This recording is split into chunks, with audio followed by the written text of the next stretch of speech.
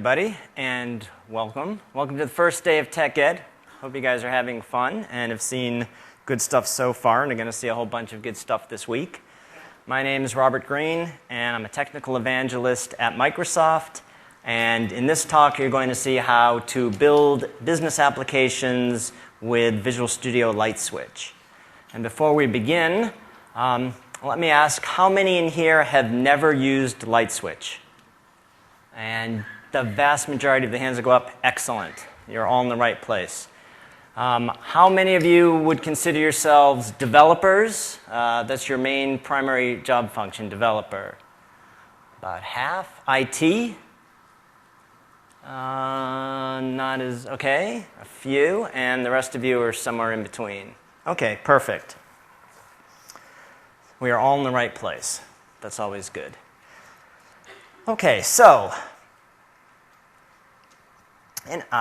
like I said, we're going to see in this talk how to build business applications with LightSwitch.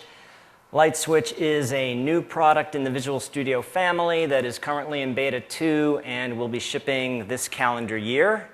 And whenever any new product or technology comes out of Microsoft, and Lord knows there are a lot of those, I think you want to ask yourselves a couple of questions. And the first question is, what is this? And then more importantly, what problem is it trying to solve? Because once you understand the problem that the product or technology is trying to solve, then you have a much better sense of whether you can use it, and if you can, how you can use it. And so in this talk, you're going to see what LightSwitch is, you're going to see the problem it's trying to solve, and then throughout the demos, you're going to come to your own conclusion on how well a job it does, and obviously I'm hoping the answer is extremely well. So what is LightSwitch? LightSwitch is the simplest way to create business applications for the desktop and the cloud. And that begs the question, do we really need another way to build business applications for the desktop and the cloud? LightSwitch is not another way of building applications for the desktop and the cloud. It is the simplest way to create business applications for the desktop and the cloud. So what's the problem it's trying to solve? Why do we need the simplest way to create applications, business applications for the desktop and the cloud? Well, consider this scenario. A branch manager needs an application. She wants to gain control of the hardware budget. She needs to know how many computers they have, who's got what computer, what printers do they have, how much are they spending on cartridges a month, all that kind of information. She needs an app. So she calls corporate IT, and she asks the IT guy, can you build this app for me? And the IT guy says, boy, I'd love to be able to build that app for you, but I don't have time, and sorry. Now, the IT guy hangs up knowing that the branch manager is going to go build this app, and that there's a good chance that this winds up on his lap as a disaster sometime later on, but he's busy. So he hangs up the phone, and then the branch manager, as we would all predict, builds the application. And she hands it to these two, who are clearly models. But when they're not sashaying down the runway, it turns out, interestingly, that they're also what we'll call end-user developers. And by end-user developers, we mean people who are not full-time developers, but they do some development as part of their job. Information workers, business analysts, sometimes they're in IT. There's a lot of names, a lot of categorizing we can do for these people, but we're going to call them end-user developers. They can build an application. The branch manager turns to these two and says, build me this application, and they go off and they do. What are they going to build it in? I don't know, maybe Excel. There's a number of other tools they might use. They build the application. Fast forward 6 months. The branch manager is a hero because of this application, she has increased profit, reduced cost, while maintaining efficiency. She is now the star of the corporation, of the entire bank. Corporate VP gets a hold of this, calls the IT guy. The same guy who 6 months ago couldn't build the app for her says, go get that app and deploy it to all 378 branches worldwide by the end of the month. Oh, snap, right? This is a very common scenario. Now, what's this IT guy supposed to do? He has to get this application. He has no idea what it's written in. Is it even something that can be deployed, assuming it was written well? It's kind of a nightmare. So in a better world, I won't say a perfect world, I won't even say an ideal world, but in a better world, ideally in a better world, what would we have these end users use to build this application? What do end user developers want? And more importantly, what tool do we wish they had to go out and build applications like this? Well, we would like them to have something that provides a smooth on-ramp to development. So something that they can get up to speed very quickly on. We would like it to have built-in plumbing to handle the common application tasks, such as connecting to data, retrieving data, modifying data, displaying error messages, validating and displaying error messages, creating screens, popping up menus, basically doing everything in the application other than the specific business logic that only the end user developers can write. All the rest of that plumbing stuff, wouldn't it be great if the tool did that for them? And then we would also want them to have a tool that provides a simple and flexible deployment. And by flexible, I mean something that is easily deployed within the branch, and then something that could then be deployed worldwide. So in other words, what we wish they had was a simple tool to build the well-architected applications that we professional developers would have built for them in the first place if we had the time. And LightSwitch aims to be that. That's the problem that LightSwitch is trying to solve. Now, the professional developers in the audience say, that sounds cool, I want one of those too. Because if the branch manager comes to me as a professional developer or you as a professional developer and says, hey, I got a project for you, can you build this application for me? We'd like to be able to do that. Or, coming back to our scenario, the branch manager calls the corporate vice president and says, I need this application, who marches down to IT and says, go build that application for her, but by the way, don't let the schedule slip on any of the other projects you're working on. Wouldn't it be nice if the IT guy could go to one of the developers on staff and say, here's something that you could build this application very, very quickly. You should be able to bang this out in a couple of days. It's not going to take 6 months of architecting and a 27-person crew to build this application to manage computer assets. With a tool like LightSwitch, in our ideal world, you ought to be able to go bang that application out very quickly and know that you've built a well-architected application that does what it's supposed to do and then can be deployed across the company. Now, for professional developers, that would be a nice tool to have in their toolbox. If you have an MSDN subscription, then you get LightSwitch as part of that. It installs right into Visual Studio, and then you could open up an existing LightSwitch application and extend it, or you could build a LightSwitch application yourself from scratch. So we talk about 3 phases to the LightSwitch development experience. Start is where you describe your data and create screens for common tasks. Looking for customers, searching, creating new customers, creating new orders, etc. LightSwitch is all about data and screens. So you point to your data, you create some screens so you can view and work with your data. Then in the refine stage, you'll author business logic to do validations. You can build more advanced screens and customize the screens that you have. And you can also write your own queries. So show me all computers that are owned by employees that have been here more than 5 years, where the computers are more than 3 years old, that type of thing. And then in the extend phase, you can use outside components. So in our demo, we're going to use a Bing map control so that we can map customers. Now, we're not going to write that control, we're just going to acquire it.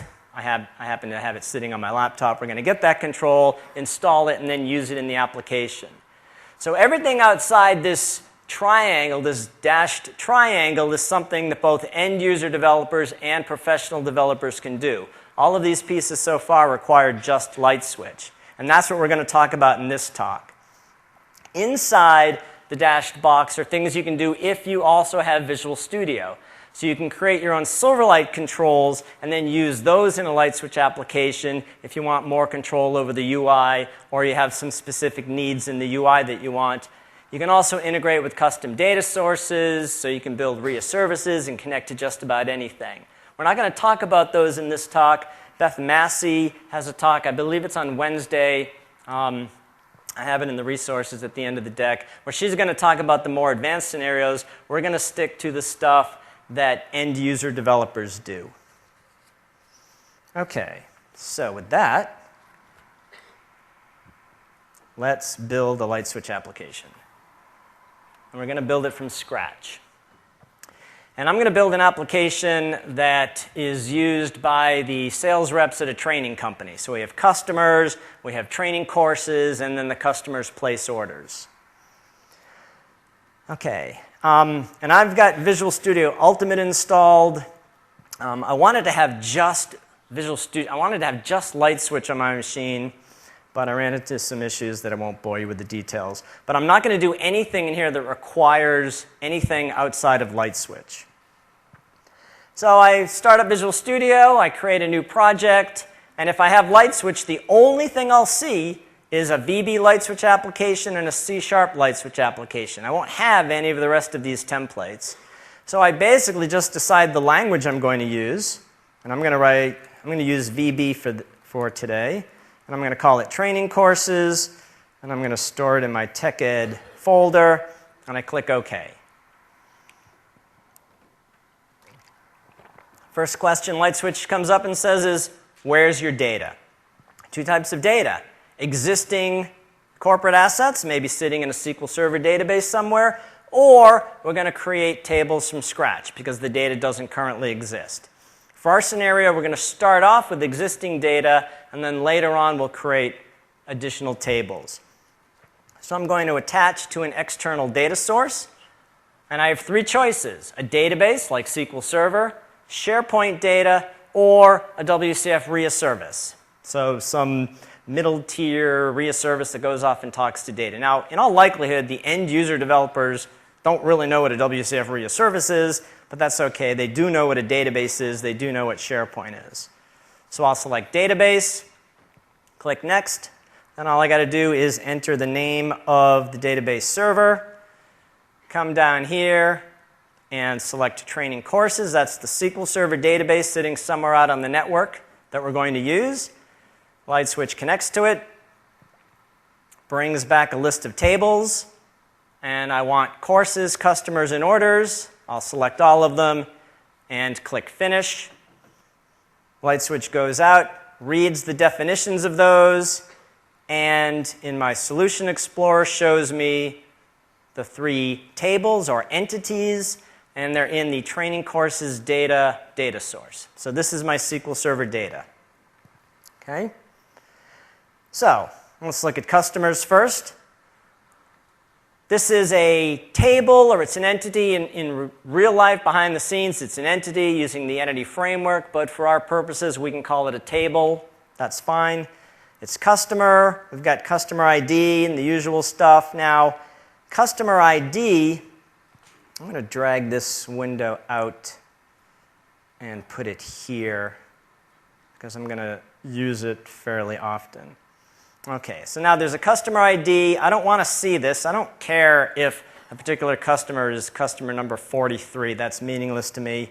So I'm going to uncheck Display by Default. We've got name, address, the usual stuff. Now notice that most of the data in here is a string, including phone number, fax, and email. But it's going to be a string, but I can format it. I can choose one of the built-in custom data types. So I'm going to choose phone number for the phone number field, and I'm going to choose phone number for the fax, and I'm going to say that this email should be an email address. And then we're going to see later on that this gives me some built-in validation and some built-in UI formatting. And I can see that there's a one-to-many between customers and orders. That's defined in the SQL Server database. That comes down as we would expect. Let's open up courses. At least in Beta 2, LightSwitch doesn't singularize courses correctly. It calls it a course. So I'll just change that to course. Don't really care to see the course ID. And the price is a decimal. I don't have to deal with decimals. It's dollars and cents. So I'm going to select the built-in money data type, which will only show me two decimal places, cents. And then for release date and retired date, SQL Server stores these as a date time. I really don't care what time the course was released, right? I care what day it was released, what day it was retired, but I don't really need to know the time, so I'm going to set these to date. And then for release date, I'm going to come over here to display name and say when this appears on screens, just make the label released. And for retired, just make the label retired. So I can control that at the entity level. And then for orders, I do need to see the order ID because that's important. The date, order date should be a date, price should be money, and the date of the actual course that's being ordered should be a date. Okay, so that's my data. Now I want to create a screen. I can either click Screen in the Data Designer. I can come over to the Solution Explorer, right-click Screens, and add a screen. Both of those work. And LightSwitch comes with 5 built-in screen types. Screens for viewing a single entity. That's a detail screen, so I want to view a customer and order. An editable grid if I want to be able to edit a collection all in a grid. A list in detail, which would show me a list of items and then details on them, so a list of customers and their orders. A screen for creating new data, new order, new customer. And then a search screen, which will show me a list of something, and then I can drill down on one of those. So I'm going to start my application by creating a search data screen for customers. The first screen I create is automatically the default screen when the application starts. I can, of course, change that later on. But I'm going to have the application come up and show me a list of customers. And I'm going to call this customer list. Now I'll click OK. And here is my screen designer. On the left are my data items. This is the data I'm looking at. I've got some built-in commands, close, refresh, save. And then in the middle, a hierarchical list of the controls on the screen. Now I know that all I want to do here is see customers, and then I'll select one and drill down, so I don't need most of this information. I don't need address. I do want city, don't want region, postal code, country. I do want phone number, but if I accidentally delete it, then I can just come over here, drag it back in. Perfect. Save this, run it. Let's see what happens.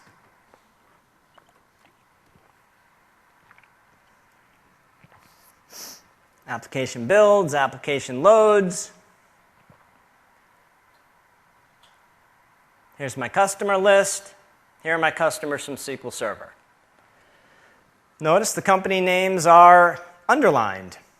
And if I click on one, like Coho Winery, I go out and retrieve the information on that customer, come back in. Built into the application is some searching. So if I type lit, I can see litware. If I type Robert, I'll see customers with Robert in there. If I want to just filter out by Redmond, I can do that. If I want to see everybody, I clear the filter, and I can export this list to Excel. Okay, assuming I have Excel installed, of course. Okay, now, if I come back here, this says company name right here. This says contact name. I really want this to say customers in contact. Now, in ordinary development, I'd have to close the application, go back in the development environment, open up the screen, make the change, rerun it over and over and over again. LightSwitch is designed to be a little bit more iterative. I can click, if I'm running in debug mode, so if I'm a developer testing the application, I can click Design Screen, and while the application's running, I can make changes to it. So I'm going to select company name here and change the display name to customers. And then I'll select contact name and change the display name to contact. Save my changes, and that change has now been saved to the screen. So I can make changes to the design of the screen while it's running, go back and forth while the application's actually running. Now, why are these underlined? They're underlined because they are summary properties. If I go back into LightSwitch and open up the customers table and then call up my properties window, which I need, if I select customer, there it is, the summary property is company name. LightSwitch will use the first string that it finds as the summary property. The summary property is the link here that when I click it, LightSwitch goes out and gets the details for that customer. In this case, the first string is the company name, so that makes a great summary property. We'll see later on how you can change the summary property if you want. Okay, so I've now built, very quickly, the makings of a LightSwitch application. Do I want to do more? Yep, there's one last thing I want to do. Okay, so let's go back in here. And notice I created this customer list screen. I created this screen that displays the customers. But when I click a customer, here's a screen that shows me the details. So if a screen doesn't exist for showing details, LightSwitch will create one on the fly. Okay? Now, that's great, but what I want is my own screen for looking at customers. So I'm going to create a second screen here, and I'm going to create a detail screen for customers. I'll call it customer detail. I want it to be the default detail screen, so I'm telling LightSwitch, when you bring back a single customer, use this screen instead of the one that you would build yourself. And I also want to see orders. Is that right? That's right. Okay. So let's run this.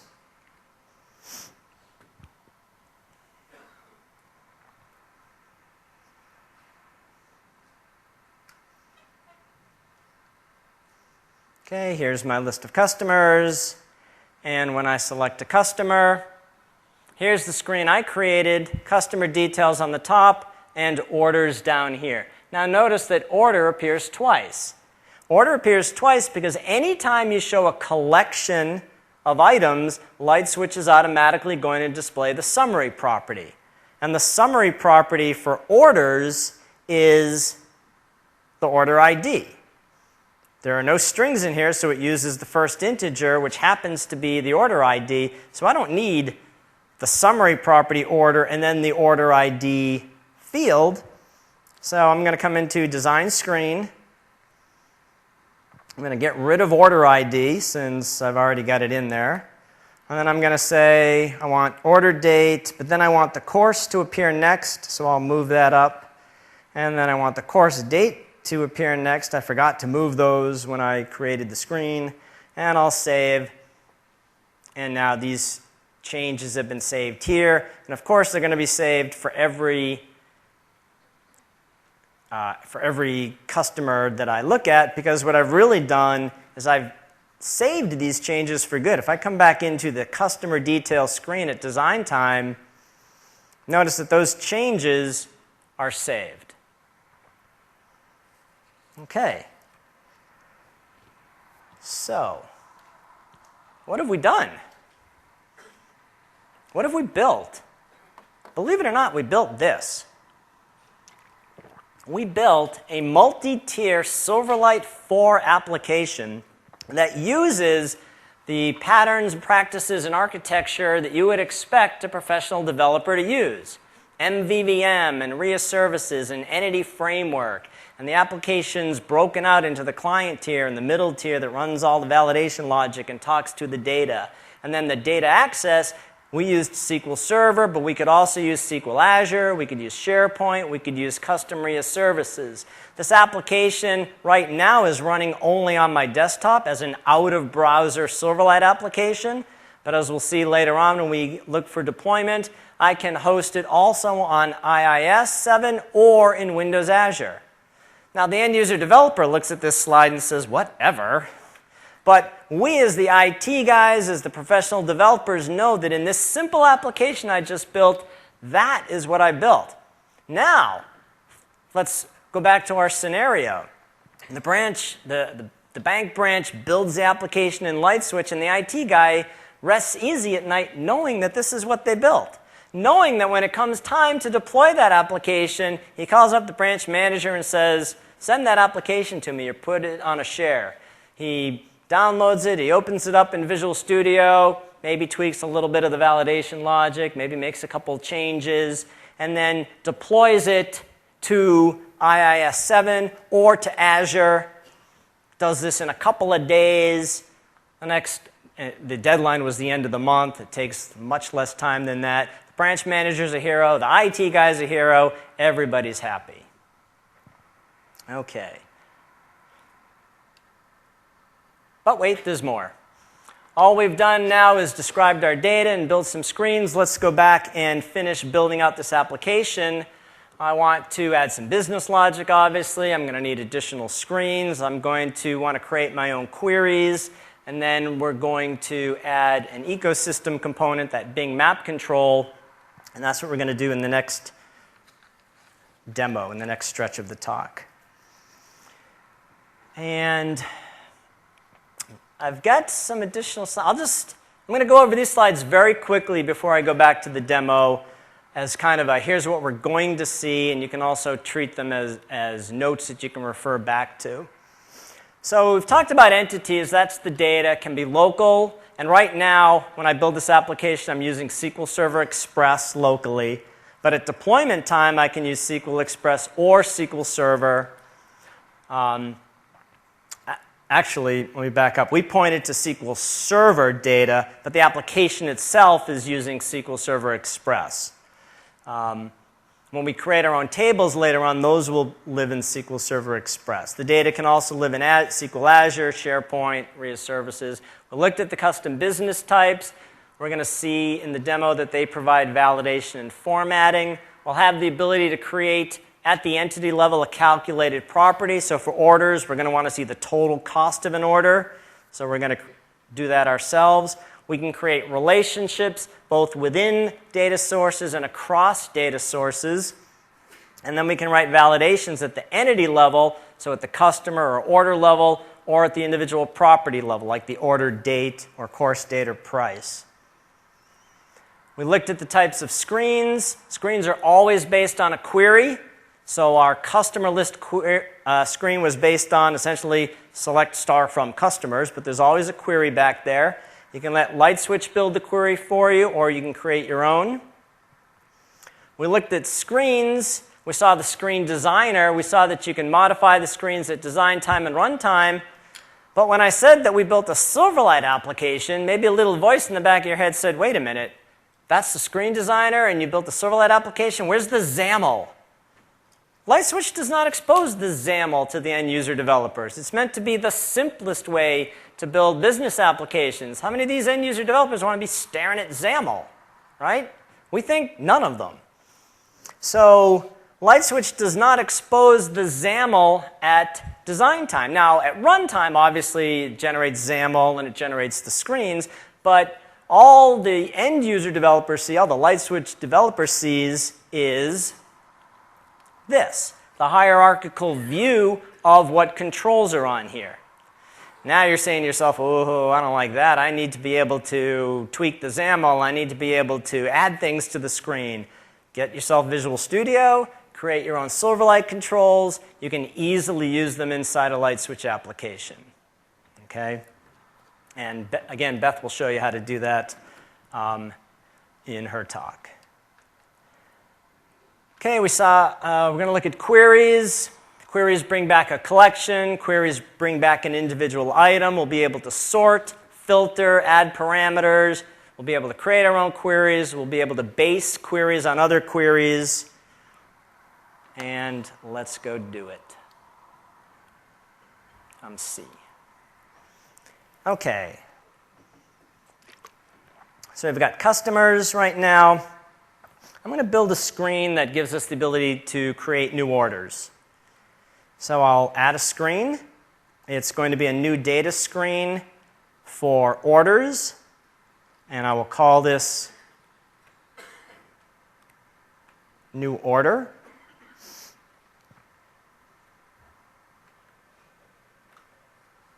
Okay, and I want the customer to be after the order date, and then the course, and then the course date. All right, so let's run this.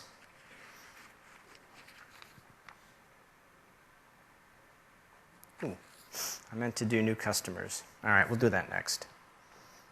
Yeah, you know what? Let's do it now. I got so excited I skipped a step of the demo. While we're in here creating new screens, let's create a new screen for customers. So I'll call this new customer. Now I have the option of also being able to enter an order for a customer when I create that customer. So if I wanted to, I could do that. I'm going to choose not to. Okay, perfect. All right, now let's run this.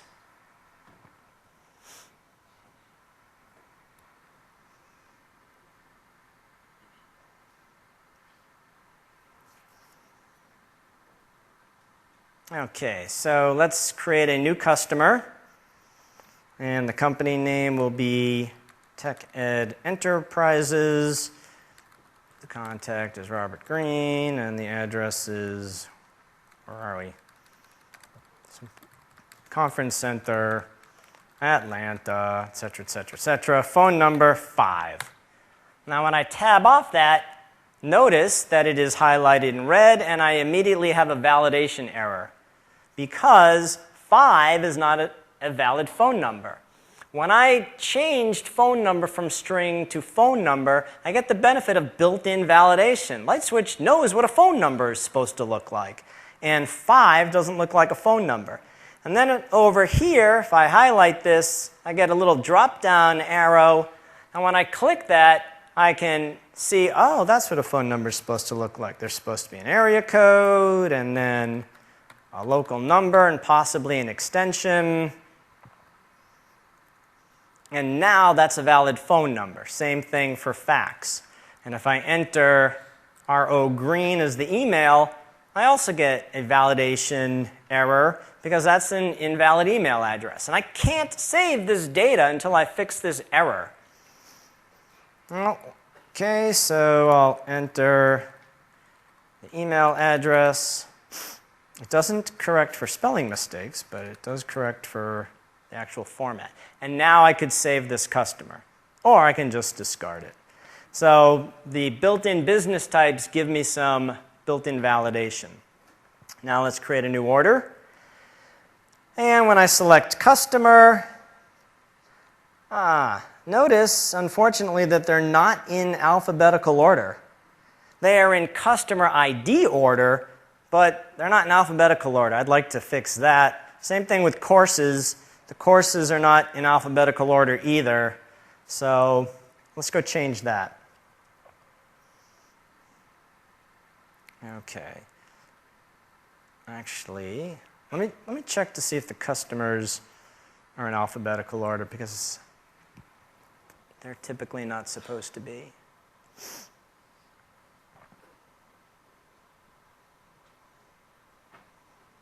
They are. Okay. Good.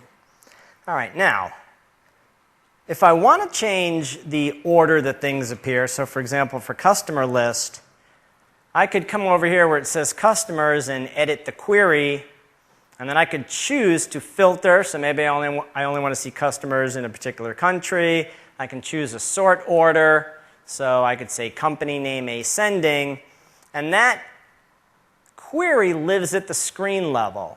But for new order, I don't have the ability to do that. So what I can do is create a query outside of the screen and then use that in the screen. And the benefit of that is I now have a query that I can use in other places. So I'm going to right-click customers and add a query. And I will call this customers by company name, base it on customers, and then just say these should be sorted by company name. And then I'm going to create a courses query, right-click on courses, add a query, call it courses by name, and there again say sort by course name. Now, when we're creating a new order, I only want to see current courses. I don't want to see any courses that have been retired. So I'm going to create another query on courses, but what I want is a query where only the courses that haven't been retired show up, and I also want them to be sorted by course name. So rather than create a separate query, or rather than create a query from scratch, I'm going to create a new query called current courses, and I'm going to base it on courses by name. So that way, the course names are already in alphabetical order. And I'm going to add a filter, and my filter is going to be where retired date is null. In other words, doesn't exist. Okay, so now I have queries. Back to my new order screen, I want to use these queries inside the new order screen. Well, queries are data, so I will add a data item, and I will add a query, and I'm going to select current courses, and then I'm going to add another data item, which is a query, and that is customers by company name. And then for customers, I come over here to choices, and I say rather than use the query that you were going to use customers by company name, and for courses, use my query current courses. Okay? All right, so now, when we run this,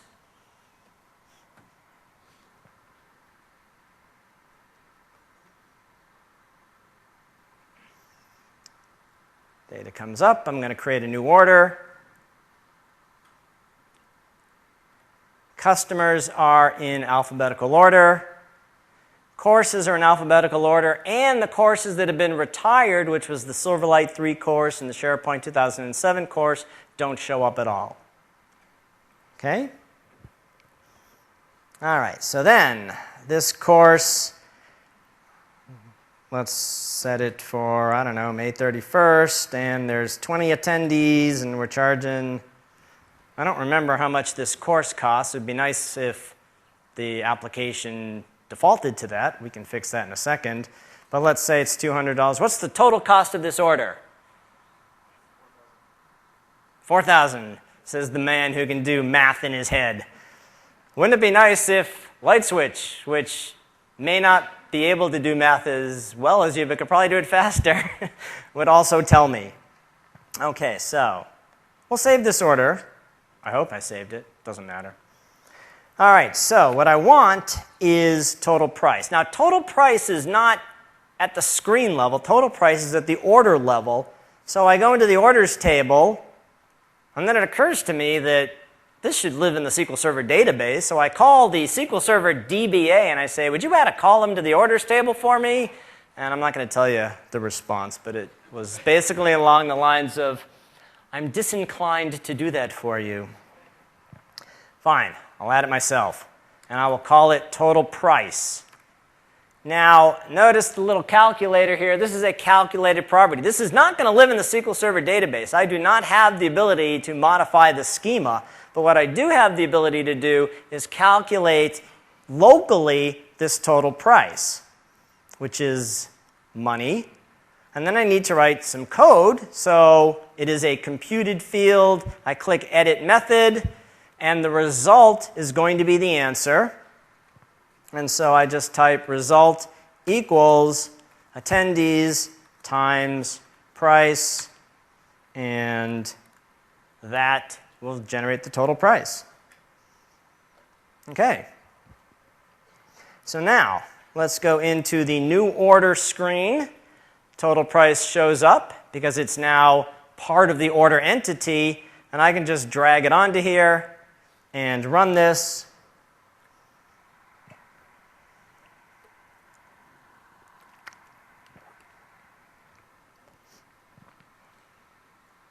And now when I create a new order for customer Fabricam, the course is HTML5, and 10 attendees at 200, well, that's a little much, at 100, 100 attendees, the 200 even better. The total price is $20,000. Okay, and let's save this. Okay, LightSwitch displays the results to me again in the detail. Let's go into Fabricam and look at the list of all their orders. Wouldn't it be nice if total price appeared here as well? Okay, click Design Screen.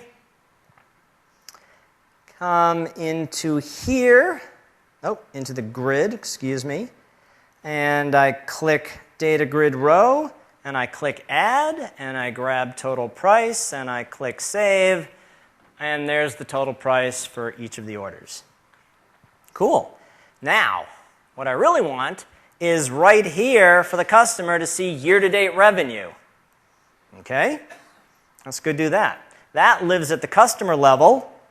So I open up the customer's entity, and I'm going to create a calculated property in here called year-to-date revenue, which is money.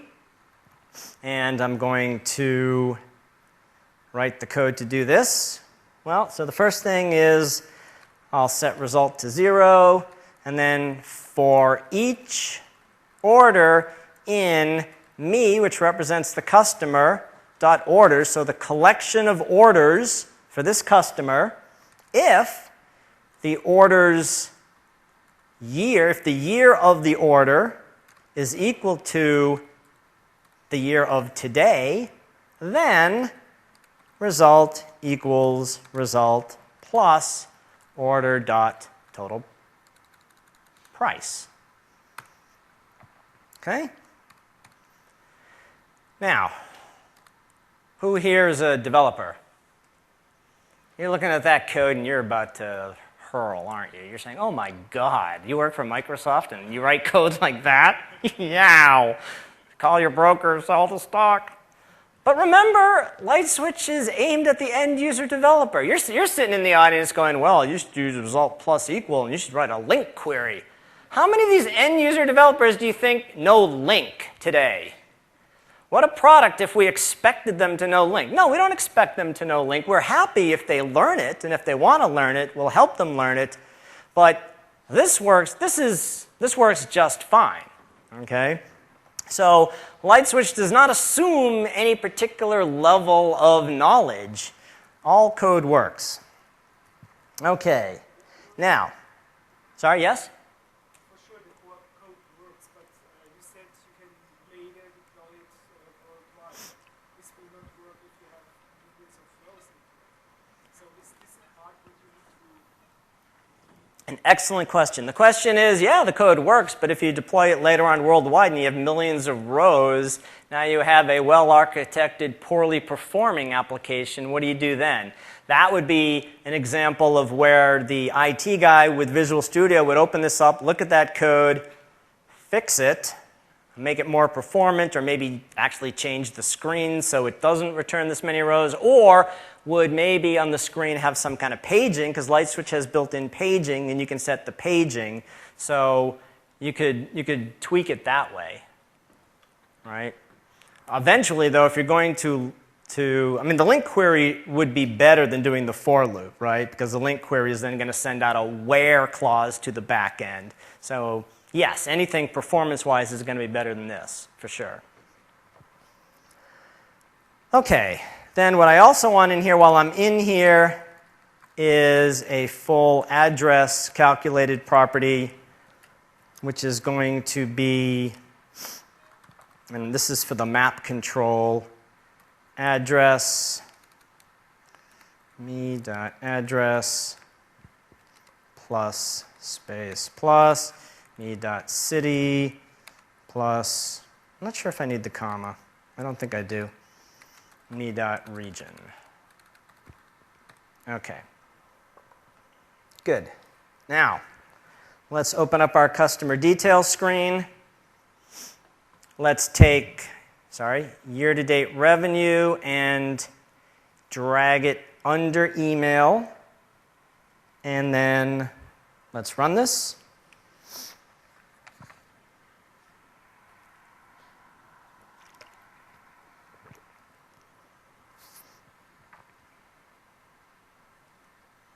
And now, when we select a customer, there's the year-to-date revenue. Okay. Now, notice we've gotten well into this talk, and we've written not a heck of a lot of code, very simple code. But now we're going to have to write some more code, because one of the things we need to do is start validating. Okay, so let's open up courses. And I want to do some validations here. So something like price. At the minimum, I want to be able to declare minimum and maximum values. Notice that these are grayed out, though. Because this is a SQL Server database and it's attached, I don't have the ability to specify those rules as properties. So I'm going to have to write some code. So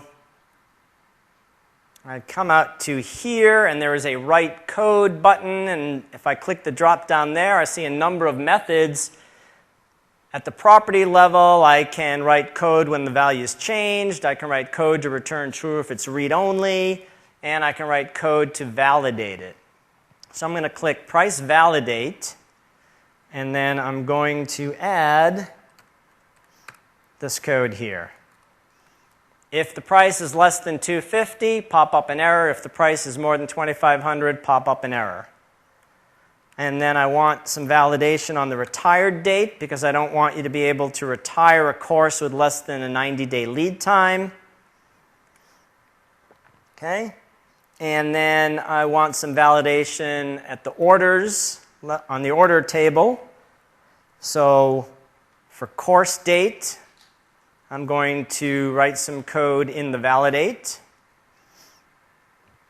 And that code is this. If the course date is less than 7 days from now, that's an error. You can't schedule a course less than 7 days in advance. And I also need that at the order date level as well. So I need to validate both course date and order date. And then I'm going to add this code here. When I change a course, when I go into the new order screen and I pick a course, I'm going to go find that course, get its price, and set the price of the order to the price of the course. So I'm going to default the order price to the cost of the course. And then I'm going to calculate 80% of that.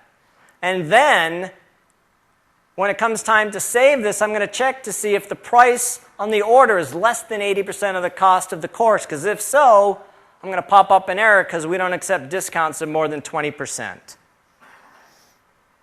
Okay, so now I'm going to need to be able to work with courses, so I need a couple additional screens, which I'll just create very quickly. I need a screen that will show me a list of courses, and I'm going to base this screen on courses by name because I want it automatically sorted. So I'll call this course list. Okay, and that's all I need for now. Let's run this.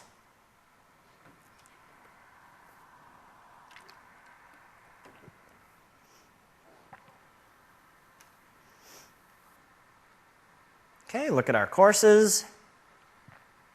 And let's select any course, Introduction to LightSwitch. And for a limited time, this course is free. Guess what? No, it's not. There's a validation. Price must be at least $250. Oh, you're right. LightSwitch is the greatest product ever, and it should be $25,000, which also leads to an error because price can't exceed $250. Okay, so we'll set it back to what it was. And then we're going to retire this tomorrow because we're done. Nope. That's also a validation issue. Course requirement requires at least a 90-day lead time. So earlier we saw validations from using the built-in business types. I can also write code to do validation. Let's create a new order. Choose a customer. Blue Yonder Airlines. They want to take the LightSwitch Beyond the Basics course. Notice the price is now filled in at $250. 10 attendees, $2,500. I go to save this. Uh-oh. two validation issues exist, and those validation issues are that the order date and the course date default to the same thing, and courses can't be scheduled less than 7 days in advance. All right, well, we'll have this on June 1st, and we're going to give you a big discount, cut it to $100. I still have a validation issue because I can't have discounts of more than 20%. The minimum price is $200. And if I had thought about it, I would have written the code somewhere to set this to 200, but I didn't, so I have to manually do that. Now, I can save this with the maximum discount. Okay. All right, so far we've been working with SQL Server data, courses, customers, orders. Well, it turns out as a sales rep, I go and visit my customers, and I need to keep track of that. So again, I call the DBA and I say, would you add a table to the database? And his answer is, I wasn't going to add columns to individual tables. What makes you think I'm going to add an entire table? Oh yeah, that's right. Well, I will create my own table then. I right-click on Data Sources, and I add a table. Now this table is going to be stored locally on my computer in SQL Express. So I'm going to have some data in SQL Server, some data in SQL Express. And I'm going to call this visit. What do visits have? Visits have a date, which I'll make a date. That is required. Visits have a purpose. That's a string that's required. Visits have notes. Maybe that's not required. And I don't ever want to see the ID on the screen. I just want to see the date and the purpose. Now the purpose, I could leave it as a string, but it turns out there are only a handful of reasons that I go visit customers. I could make a separate table of purposes. What I can also do is make this a choice list. So if it's a D, I went for a demo. If it's S, I went for a sales call. If it's R, I went for relationship building. Okay? Perfect. Now, I want to create a relationship, a one-to-many relationship between customers and visits. Okay?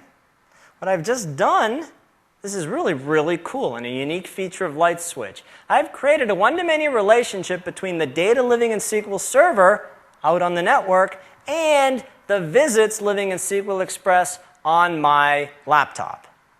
To LightSwitch, data is data. It can create the relationship. It just brings the data down and it manages the relationship. So I have federated relationships across data sources. My SQL Server data is in training courses data. My local data is in application data, currently living on my laptop, so backing up is up to me. Now when I deploy this, I would probably take this visits and move it to another SQL Server database living somewhere so I could back it up. Just need to remember that when the SQL Server database training courses data gets backed up, these visits, of course, don't. Okay, now I'm going to create a screen for visits. I want a new data screen for visits. And I will call this new visit. Okay, I don't want customer ID. I should have gone into visits and said never show this. So in the future I won't see that. For now, I'll just delete it manually. And then I want customer up here. And for customer, I want these sorted alphabetically, so I'm going to once again add a query to this screen. It's the benefit of creating reusable queries is that you can use them on multiple screens. Okay, then what I'm also going to do is create another screen.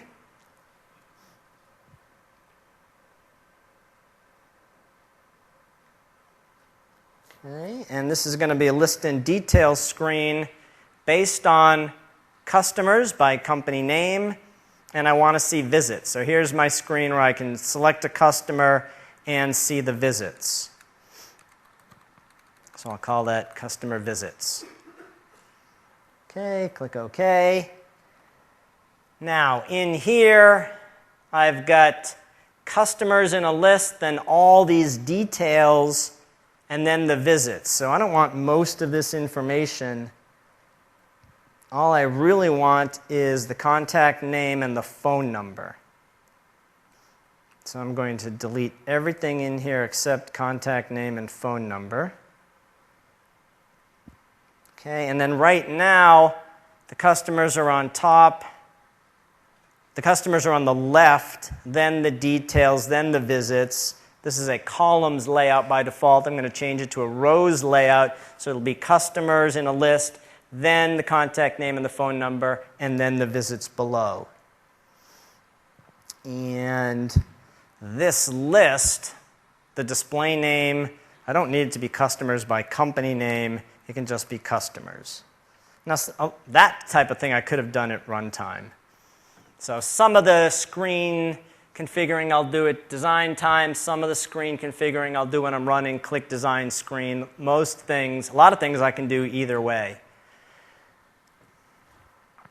Okay, so let's add a visit.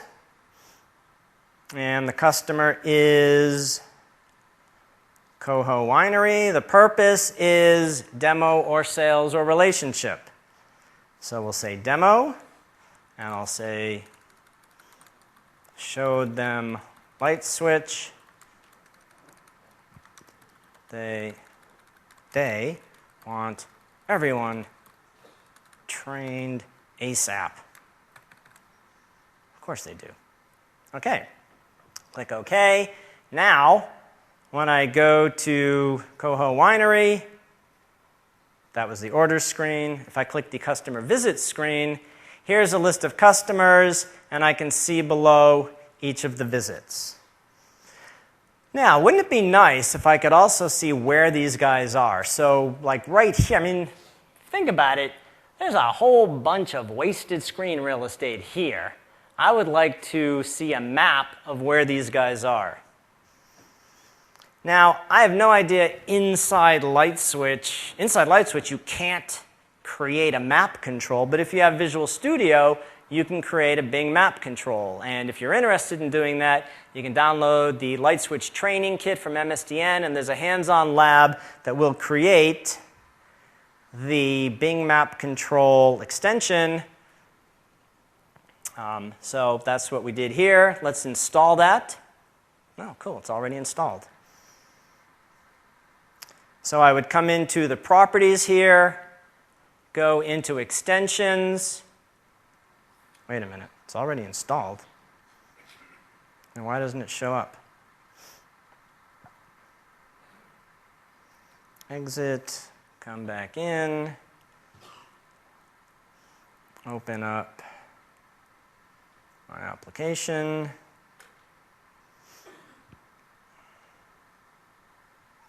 Go into properties.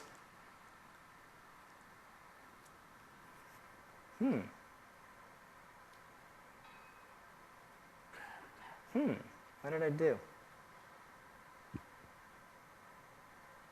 That's going to make... All right, well, I'm going to browse for extensions online. Oh, there it is. It's installed. Right, it's disabled. Okay. But what I could also do, actually, is go out to the Visual Studio Gallery, because I think we put this up there. Is that right? Are you searching? If I select Online Gallery and type Bing Map Control, no, I guess not. I thought we had it out there. All right, well, at any rate, let me enable the one that I already had. Visual Studio restarts with the project still open. I go into Properties, I go to Extensions, I say I want to use the Bing Map Control here. Now it's enabled. And now I'm going to go back into my customer visits, and what I'm going to do is I'm going to change this rows layout for the list to a columns layout, and then what I'm going to do right here is put the Bing map control. But first, I need full address. So I'm going to drag full address to here. Sorry, I keep doing that. And then I'm going to say use the Bing map control instead of a string. And now the Bing map control needs the Bing Maps key. So I go out to the Bing Maps portal, create an account if I don't have one. If I do have one, sign in.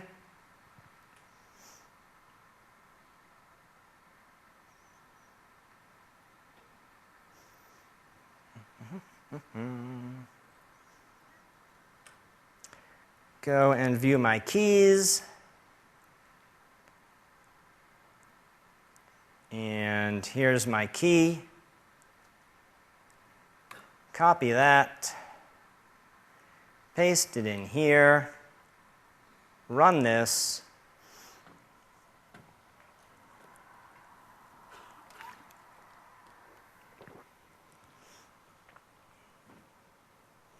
And now when it's time to go visit a customer, I want to know what did I do beforehand and where are they?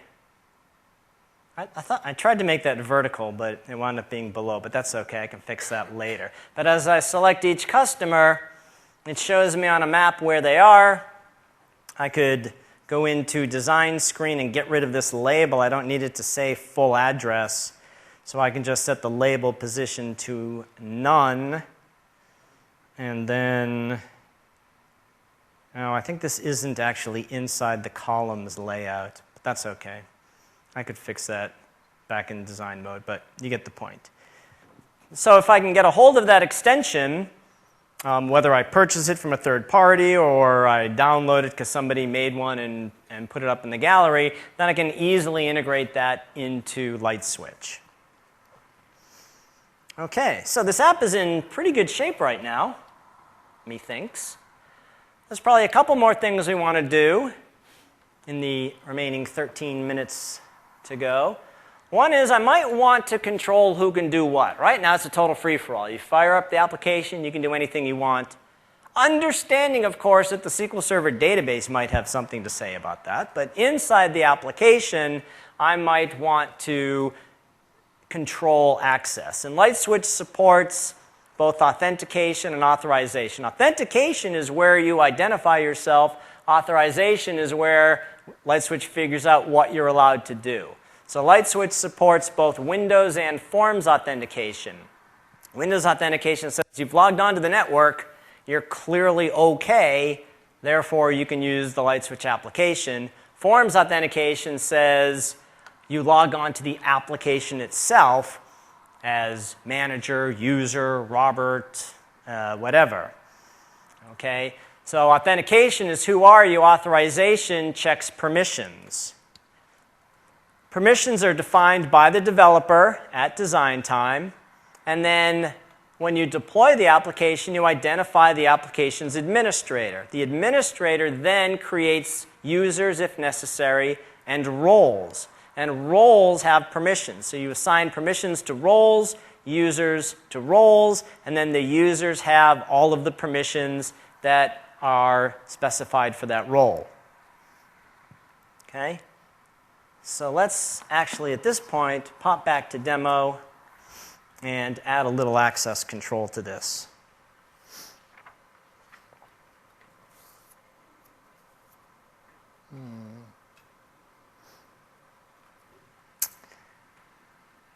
Okay. So let's add access control, then I'm going to go do another cool feature, then we're going to deploy. All right, so I want to define properties. So I'm going to double-click properties here, or of course I can go to project properties, and I'll go to access control, and I'm going to specify whether or not I want authentication. And for our purposes here, we'll use Windows authentication. There's automatically a security administration permission, but I'm going to add a can modify orders permission, which means you can add, update, and delete orders. And then I can choose whether or not this is granted for debug. So I can run the application with the permission, I can run the application without the permission.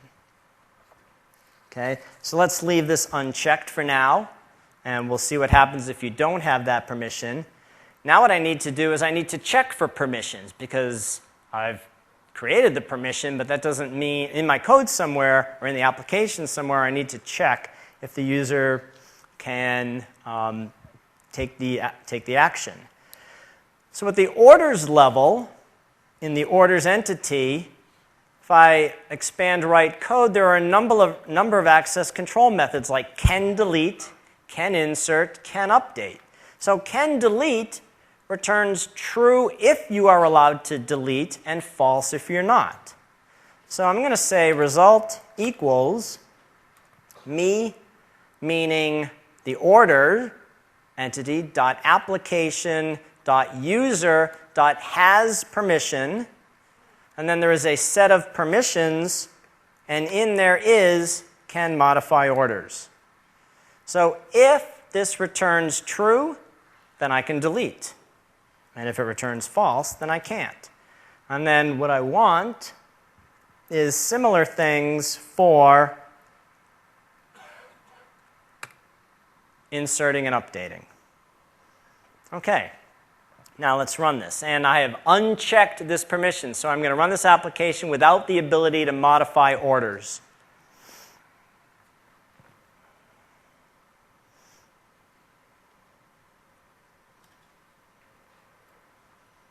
Okay, the application loads. I click New Order, and I select a customer, and I select a course, and I remember that the course date has to be at least 7 days from now, and I enter attendees, and I click Save, and now I'm told I'm not able to add orders. That's not exactly user-friendly now, is it? So let's be a little kinder to our users. And at the new order screen level, let's put code in the canRun method. Because if you can't enter new orders, you shouldn't be able to run the new order screen in the first place. So me, which is the application, .user.has permission, permissions dot can modify orders. Okay. Now, when I run this and I don't have permission to modify orders, now when the application runs, there is no new order menu item. And if I call up a customer, I can look at the orders, but I cannot add, edit, or delete. Okay? And then, of course, at an application level, you may have a number of permissions. You can add as many as you need and then check them in the code. You can get quite sophisticated here if you want. Okay, one other piece of information we want. Courses have notes, and it turns out that the course notes are stored in a SharePoint site internally called Training Courses. And here's a list called Course Notes, and I'd like to be able to see these notes inside my application. No worries. I just right-click on Data Sources, I add a new data source, and this time I say SharePoint. Then all I need is the address of the SharePoint site.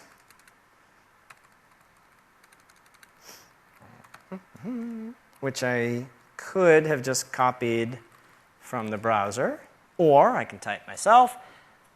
LightSwitch goes out, queries SharePoint, brings back a list of the lists, and I say I want course notes, and I want this in SP training courses data to identify as from SharePoint.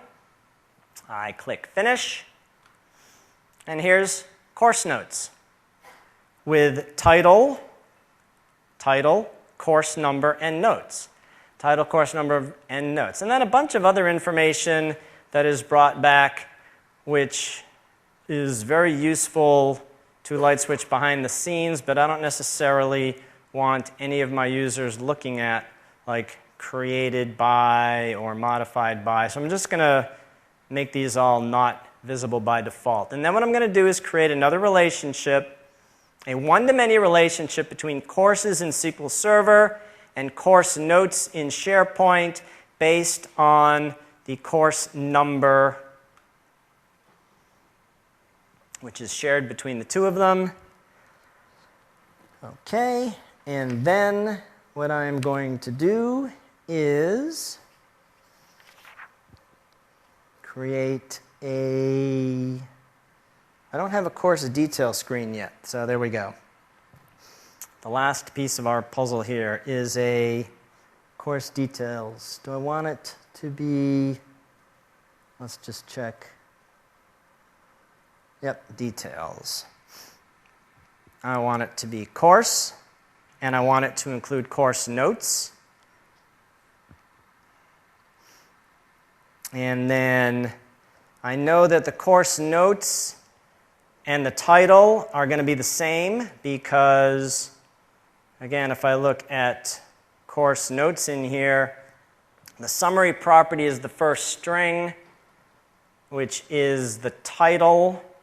So I know now that in my course detail, that down in this grid, title is going to be duplicated, so I'll delete that, and then I'll change course notes to say title, which is what it appears like in SharePoint, and that's good enough.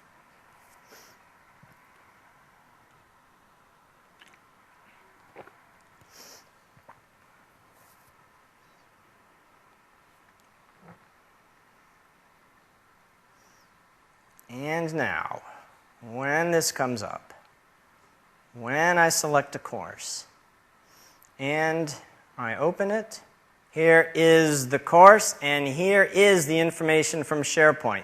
Notice that it's read-only. You're only allowed to edit data from one place at a time, and in here the main data source is courses, but if I click on this and display the detail, then I can make a change to this. So right now it says LightSwitch Team Blog has good explanation of access control. LightSwitch Team Blog has good explanation of access control. Really good explanation of that. Click Save, shift back over to SharePoint, refresh, and it changed. So I can now, from here, add. I'd have to make a new course notes screen, but I could add course notes as well. Okay, so we're